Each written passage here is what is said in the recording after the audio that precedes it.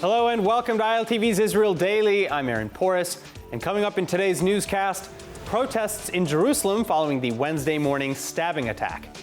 Meantime, Jubilee in the U.A.E., part one of ILTV's trip to Dubai. And finally, long-awaited evidence of winter, the first seasonal snowfall reported on Mount Hermon.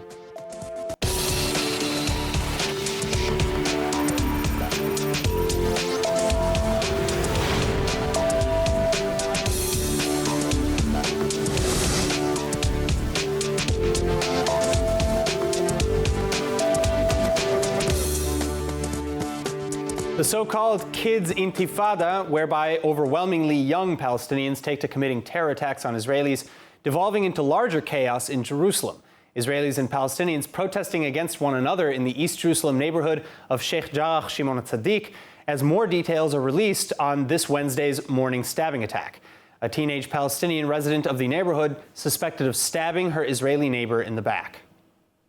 A whirlwind Wednesday, starting with a stabbing attack in Jerusalem in the early morning hours and ending with protests and clashes with police overnight.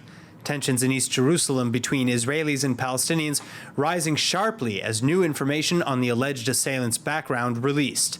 The reportedly 14-year-old Palestinian suspect stabbing her Jewish Israeli neighbor in the back before fleeing to her all-girls school, where she was later found and arrested by police. The suspect denying any connection to the attack. Israeli security forces, though, likewise detaining the suspect's mother and several other supposed acquaintances for questioning.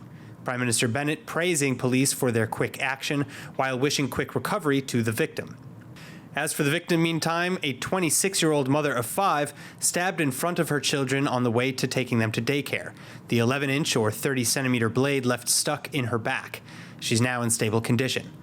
Where this story devolves then into protests and provocations is hours later in the evening. Several dozen right-wing and nationalist pro-settlement Israelis, mostly young men, arriving in the neighborhood to demonstrate, waving Israeli flags and chanting "Death to Terrorists." Police keeping them separated from Palestinian counter-protesters.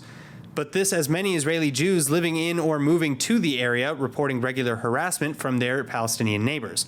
The stabbing victim's husband, for one, claiming that 11 firebombs have been thrown at their home. The suspect's mother, however, revealing that their family among those facing eviction in the ongoing Sheikh Jarrah land disputes, a highly publicized and sensationalized civil conflict that played a role in sparking violence ahead of the 11-day war with Hamas in Gaza last May. And she suggests that this may have been motivation for the attack. Whatever the motivation, however, neither the terror nor the inciting rhetoric used by the protesters deserves anything but condemnation. Please always keep de-escalation in mind.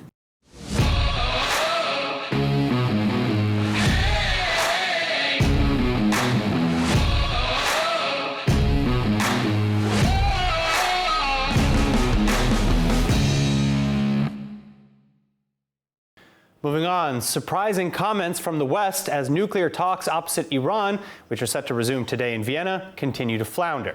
For one, Director of the CIA, William Burns, claiming that, contrary to assertions, the United States has no evidence that Iran has decided to weaponize its nuclear program. Rather, the increased enrichment of uranium to upwards of 60%, roughly 20 times the maximum set under the terms of the JCPOA, thought to be a negotiating tactic for pressuring negotiating partners in Vienna.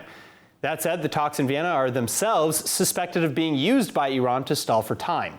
Iranian Foreign Ministry spokesperson Saeed Khatibzadeh adamant that addressing sanctions is the only agenda item for now. And Khatibzadeh adding that there will be no other step-by-step approaches or temporary agreements. Burns then lamenting that at this point it may be too late to avoid the use of force, regardless of Iran's intentions. I do think the further you get into this decade, the greater the risk, at least, of a potential use of force. Based on the results of the new round of nuclear negotiations, with the so-called P5+1, the international partners, and the Iranians, the Iranians are not taking the negotiations seriously at this point. It was a pretty discouraging result then. So the honest answer is we'll see soon enough about how serious they are, but what we saw this past week was not at all encouraging. But is there